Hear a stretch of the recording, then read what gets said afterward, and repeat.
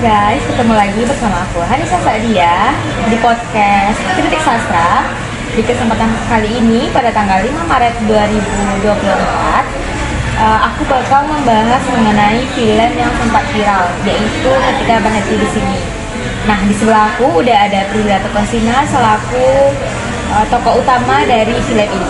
Halo Prilly. Halo semua. Nah, di kesempatan kali ini kita bakal sharing-sharing atau ngobrol santai aja sih istilahnya. Yang pertama mengenai sinopsis. Film Ketika Berhenti di Sini itu bercerita tentang apa sih? Film Ketika Berhenti di Sini itu menceritakan tentang kehidupan sesosok gadis bernama Dita yang akan bertemu dengan Ed. Pertemuan mereka itu akan menjadi awal mula dari kisah mereka berdua. Selain bertemu dengan Ed, Dita sendiri juga dikelilingi oleh sahabat-sahabatnya, salah satunya bernama Irfan yang sudah menyukai Dita sejak dulu. Film Ketika Berhenti di Sini akan menceritakan bagaimana perjuangan sosok Dita dalam menghadapi kehilangan di dalam hidupnya setelah beberapa hal terjadi di hidupnya.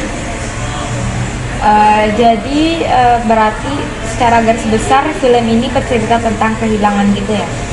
Yap, benar. Tapi sebenarnya film ini memiliki 3 tema. Yang pertama tentang pertemuan, yang kedua tentang kehilangan, dan yang ketiga tentang merelakan. Bagaimana cara kita menjalani hidup ke depannya setelah mengalami suatu kehilangan. Wah, cukup complicated ya film ini dengan menggabungkan 3 tema dalam satu film. By the way, bagaimana sih cara Prilly memaknai kata kehilangan itu sendiri? Kata kehilangan atau kata merelakan? Nggak ada manusia di dunia ini yang 100% rela atau ikhlas. Walaupun ada yang bilang kalau 99% dia ikhlas, pasti 1%-nya dia ada ngerasa nyesal atau pengen ngulang waktu lagi gitu. Jadi menurut aku sendiri kata merelakan itu biar dari kata ikhlas gitu. Karena sebenarnya nggak ada manusia yang bisa 100% merasa rela di dunia ini. Wah, bener banget sih, nggak ada manusia yang 100% benar-benar ikhlas gitu. Ya. Pasti ada penyesalan walaupun cuma secuil. Benar. Nah, mengenai karakter, bagaimana sih karakter Dita di dalam film ini? Dita itu sendiri merupakan sesosok karakter yang idealis. Dia juga nggak bisa untuk mengungkapkan perasaannya, serta merupakan sesosok gadis yang memiliki cita-cita dan ambisi yang besar di dalam hidupnya. Nah, bagaimana sih cara Prilly memerankan karakter Dita di dalam film Ketika Berhenti di Sini? Sebenarnya nggak begitu beda banget sih, karena ada beberapa hal yang ada di Dita juga ada di diri aku. Cuman mungkin yang membedakan itu cara menyampaikan perasaannya. Dan yang menjadi tantangan aku di syuting film Ketika Berhenti di Sini itu bagaimana cara aku memvisualisasikan perasaan karakter Dita kepada penonton di screen tanpa menggunakan kata-kata. Jadi kayak bagaimana cara aku membuat penonton supaya tahu kalau ada something wrong with me tanpa ada runtutan cerita gitu. Dan itu tuh lumayan susah sih. Nah, dalam menghadapi kesusahan itu, bagaimana sih cara Prilly mengatasi kesusahan itu? Semua orang pasti pernah merasakan kehilangan kan. Dan kebetulan pada saat syuting film Ketika Berhenti di Sini itu tuh aku belum lama kehilangan opa aku. Bedanya aku cuman gak dikasih kesempatan kedua nih, kayak yang dialami Dita. Ada suatu hari Umay ngasih foto opa aku yang udah diedit menjadi AI kepada aku sambil ngomong, nih kesempatan kedua buat lo bisa ngeliat papa lo hidup lagi gitu.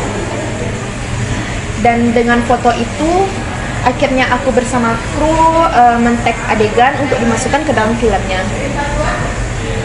Nah, apa sih kelebihan dari film ini? Film ini mengajarkan kita bagaimana cara kita merelakan, bagaimana cara kita mengatasi suatu kehilangan yang ada di hidup kita, bagaimana cara kita merelakan sosok yang sudah tidak ada lagi di dalam hidup kita gitu. Terus film ini juga bisa menjadi terapi untuk orang-orang yang sebenarnya merasa kehilangan, tetapi mereka mencoba untuk tidak merasakan hal itu gitu.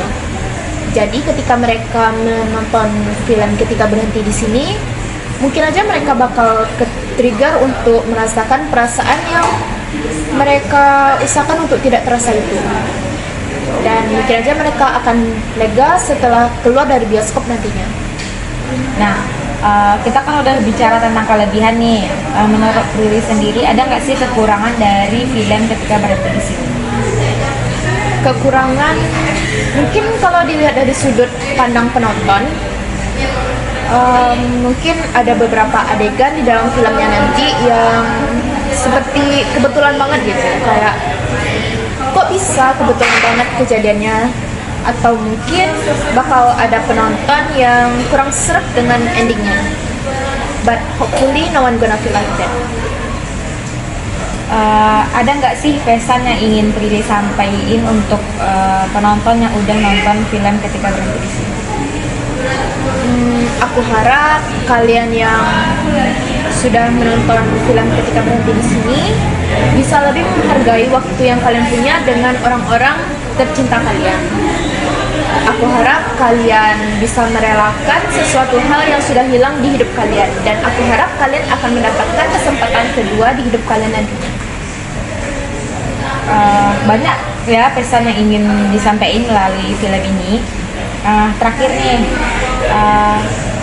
rekomendasiin dong film ini tuh untuk siapa sih dan untuk kalangan apa yang bisa menonton film Ketika Berhenti di Sini?